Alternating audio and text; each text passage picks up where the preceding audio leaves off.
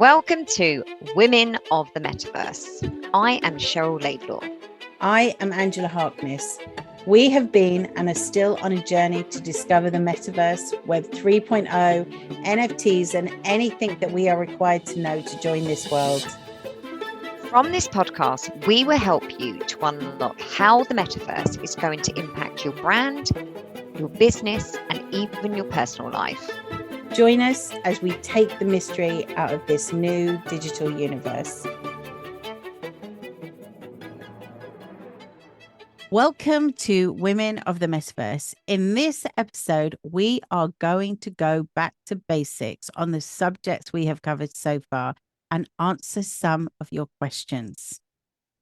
So first up, Angela, if you were to go back 4 months to when we did our very first episode on what is the metaverse, how would you now explain what the metaverse is? Okay, I would explain it differently to how we explained it in that episode. I would now explain it as the 3D version of the 2D version we already have. Instead of looking at a flat screen to buy products from a shop, you will pop on a pair of VR glasses and feel as if you are in the shop. So, for example, when Cheryl and I are in Horizon workrooms, it actually does feel like I'm sat next to her, like I could reach out and touch her. Yeah, absolutely. It really does feel like you're sitting next to me. Yeah.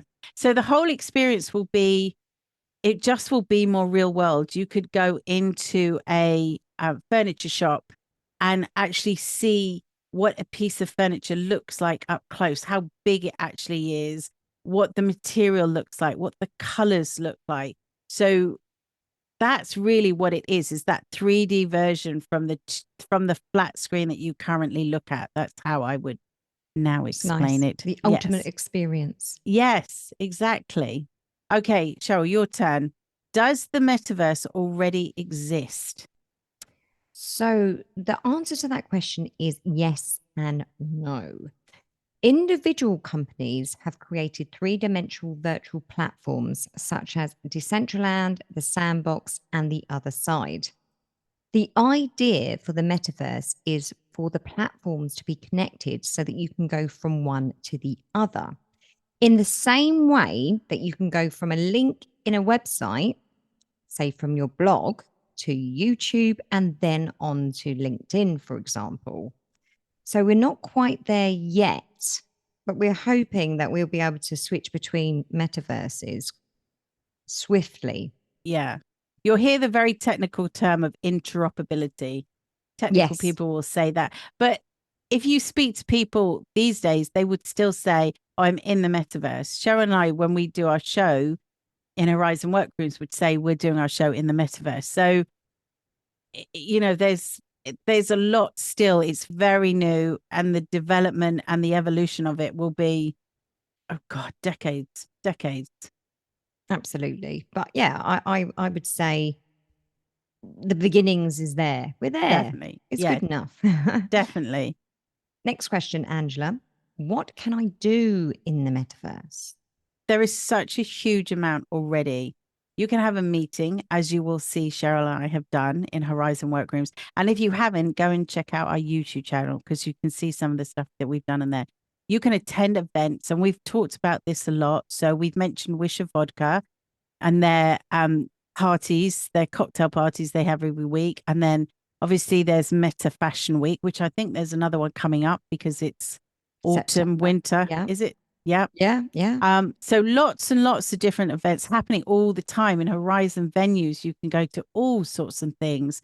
You can exercise in Meta, you can meditate, you can even work and earn money. So you could be a Meta host. There was someone that did a video saying that they work in Subway, lying on their bed, earning however much an hour, making sandwiches. People buy and sell properties. So real estate agents work in the metaverse, and you can shop. And many brands have used gamification and community to draw in people. So brands such as Gucci, Louis Vuitton, and Timberland. So what you can do just keeps getting added to and added to all the time. It's amazing. Who owns the metaverse, Cheryl? This question for you. So Facebook rebranded as Meta.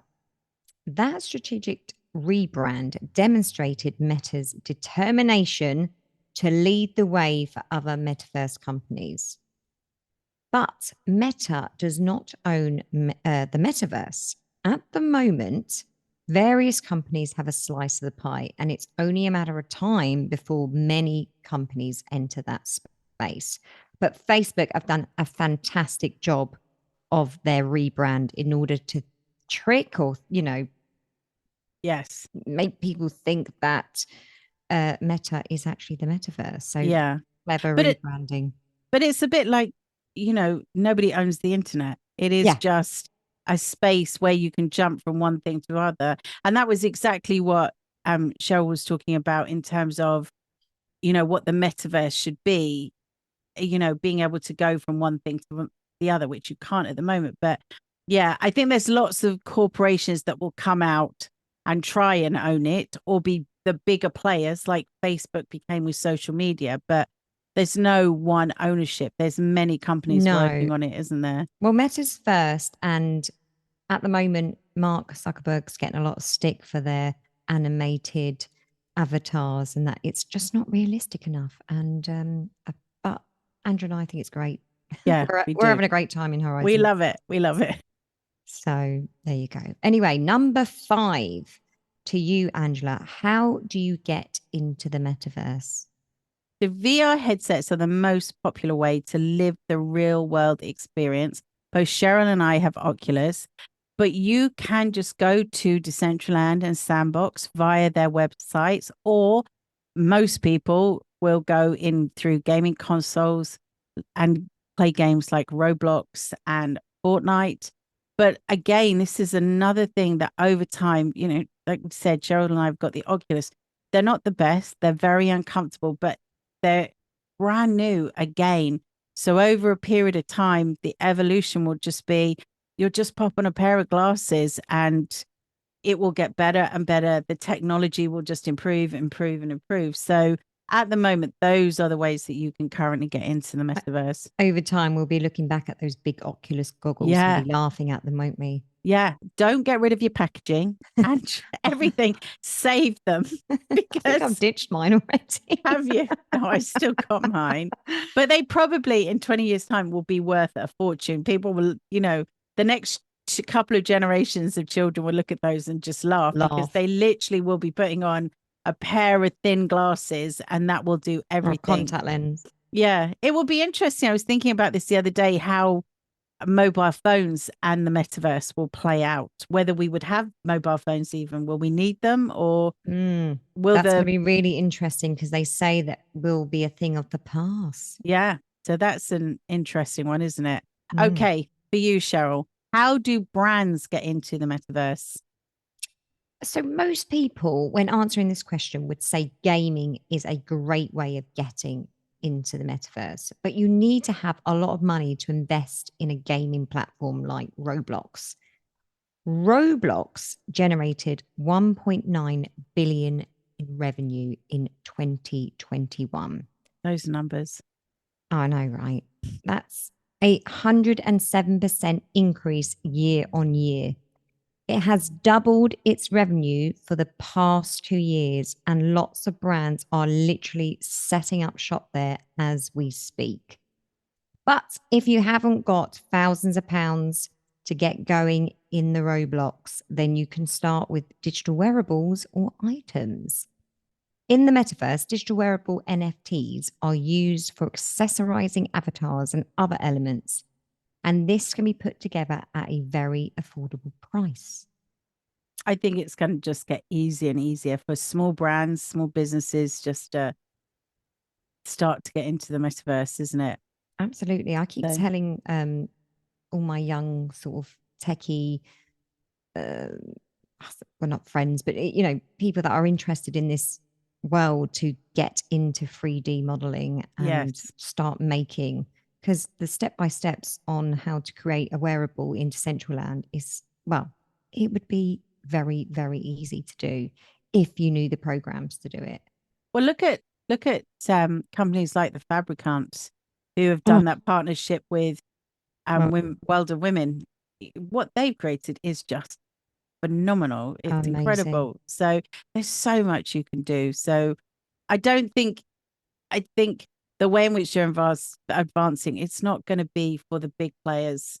Small players will really start to be able to get involved, and and anybody, whatever you do will be able to go in soon and sell stuff and Yeah, you can do it create. tomorrow.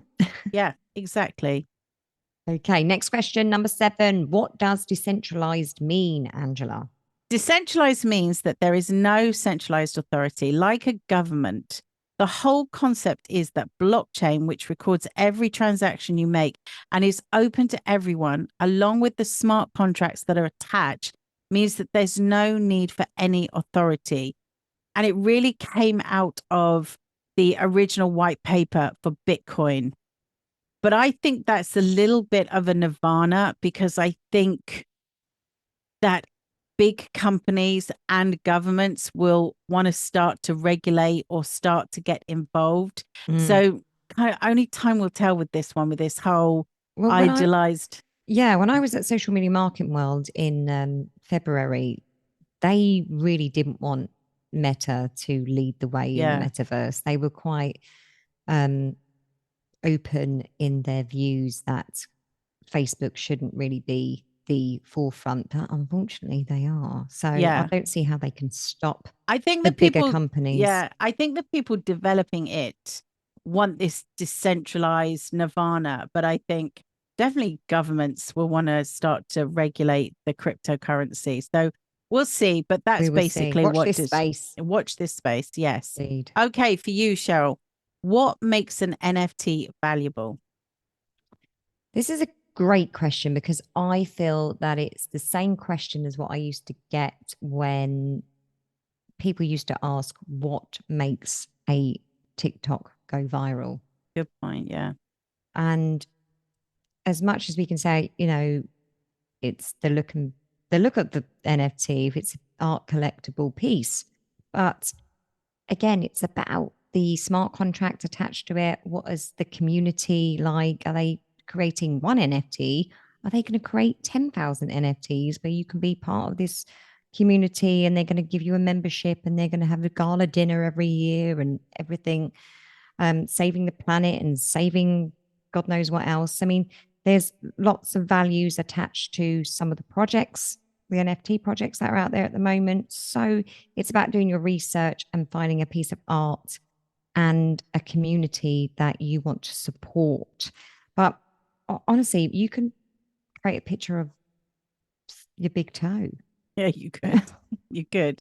I think also at the moment, there's a lot of collections that are coming out, and they're not necessarily very original. There's a lot looking like the Bored Ape Yacht. Copycats, aren't there? There's lots of copycats, and also the smart contracts. Even if the art is different, what people are offering is actually quite similar. It's all the same. Whereas if you go and do some research about Gary Vaynerchuk's VeeFriends, or listen to our episode on that, he's done something a lot different with his NFTs, and he is offering a lot different.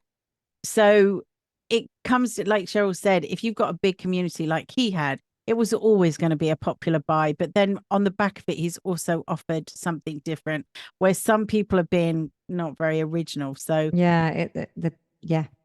agree more. It's so difficult to know which one's going to be the valuable ones, isn't it? Absolutely. So next question, Angela, number 9, are NFTs for investment purposes only? No. There are so many elements that can be created from NFTs. And because of the smart contracts attached to them, you can do pretty much anything. So a ticket to an event could be an NFT, access to a membership club. We all have loyalty cards. They can become NFTs. There are so many different things. And I think even if you were to say to Cheryl and I, this is what I do as a business, how could I use NFTs? We would be able to tell you, because the ideas are limitless. But I think what will happen over time is, because when NFTs first became part of something people were talking about, it was about the art. There were very creative people, very good artists that got into the NFT world. Now they've become about this token and what you get with them. And I do think over time that the art will be the art and the actual functional NFT will be something else. But again, we'll just have to watch this space and see what happens. Next one for you, Cheryl. Can I create an NFT myself? Okay, the best thing about this is that anyone can create an NFT. If you're creative, then even better. And if you're not creative, like poor Gary Vee, Yes. we talk about this a lot on the last episode. Yes. You can still create an NFT. There are so many YouTube videos out there, step-by-step guides. And if you went to OpenSea, there's also a step-by-step guide on how to create and upload your NFT for sale. So there's so much out there. If you are creative, if you do want to give it a go, then definitely do. Or like I said earlier, take a picture of your big toe and see if it sells. Yeah. Whatever. And it doesn't even have to, like Daryl said, you could use your iPhone or whatever smartphone you've got, or you can use Canva, which is free. There are just, it doesn't need to cost you anything. And it might be a good way to give it a go. Just do some random picture, plonk it on OpenSea and see if it sells, because it's just a great experience then for you to just see how the whole thing works. I have been meaning to put something together for a while, but I'm yet to do it. But when I do, I will let you know. And if anyone wants to buy a picture of my big toe, I don't know. Right, next question. How can I buy an NFT?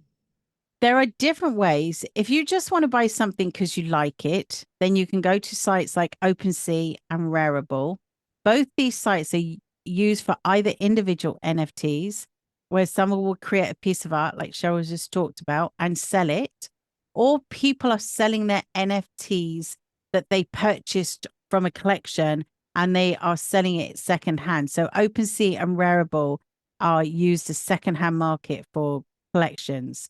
When you go onto the sites, you will need to connect a wallet and then you need to add some cryptocurrency. If you want to buy NFTs as an investment, then you need to start to do some research and look at on sites like Rarity, where they will show you some of the new collections that are coming out. There is a great video by Bex Perfect on her Nifty World YouTube channel, which I'll put a link in the show notes, talking about how to research NFTs and which one to choose. Also, Gary Vaynerchuk, so much content. He's done a ton of content where he talks about how to research NFTs. If you then find a collection you like, you can then request to be added to their whitelist and you will get an NFT firsthand, which is called minting, which we're going to talk about soon on another episode. So again, lots of different options for you with purchasing NFTs. Right. Next question for you, Cheryl. Number 13. Is land an NFT? In short, yes. The way in which you purchase land is the same way you would purchase an NFT. So you can either go to the site in which you want to purchase the land. So, for example, Decentraland or the Sandbox, or you can go to OpenSea and search for Decentraland or the Sandbox, and they will show you the same plots of land. Yeah. Easy peasy. Just like that, you can spend. You can spend millions of pounds just like that on OpenSea. Just like that on OpenSea. Okay, we hope you enjoyed this episode and it's helped to answer your questions. Please keep them coming and we can do more of these types of episodes in the future, because we really, really want to help you to learn and be confident and start to explore and to make the investments yourself. Absolutely. And don't forget to join our Facebook community. The link is in the show notes and you can ask as many questions as you like. So we'll see you next week for more insights into the metaverse. Bye for now. Bye. Thank you for listening to this episode of Women of the Metaverse. You can find all information, links, and people we talked about in the show notes on our website. If you have enjoyed this podcast, please comment and subscribe. Join us again in the next episode as we continue this exciting metaverse journey.